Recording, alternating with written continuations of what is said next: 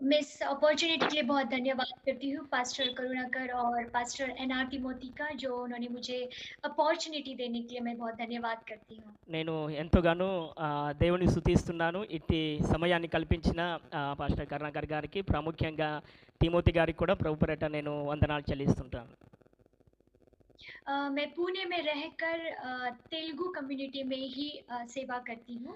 నేను పూణేలో ఉండి తెలుగు ఉన్న ప్రజల దగ్గర నేను సువార్తను పరిచర్యను చేస్తూ ఉన్నాను. तो मुझे तेलुगु समझ में आता है, लेकिन तेलुगु बात करने के लिए थोड़ा-थोड़ा आता है। నాకు తెలుగు అర్థమైతది కానీ మాట్లాడడానికి కొద్దిగా అర్థమైతది. परमेश्वर पिता की दया से मैंने बहुत सारे तेलुगु सॉन्ग को सीखा है, ताकि आने वाले दिनों में परमेश्वर पिता का एक योजना है आंध्रा में, जो मिनिस्ट्री के लिए मैं वहाँ पर आऊँगी।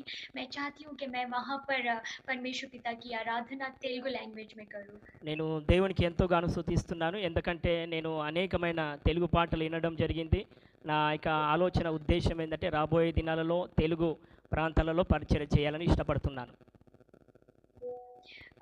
क्यों ना हम आज प्रार्थना में बैठे और परमेश्वर पिता को बोले कि आज ये दिन कुछ तो अलग होने पाए मेरे जीवन में। ఈరోజు మనం ప్రార్థనలకు వస్తున్న మనమందరం కూడా ఈరోజు మన జీవితం ఒక ప్రత్యేకమైన దినంగా మార్చబడాలని మనందరం కూర్చున్నాం.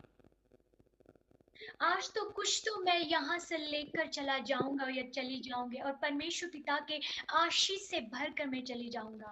ఈరోజు నేను తప్పకుండా ఏదో ఒకటి పొందుకొని, స్త్రీలు కావచ్చు, పురుషులు కావచ్చు, ఏదో ఒకటి పొందుకొనే నేను ఈ యొక్క జూమ్ నుంచి బయటికెళ్తాను.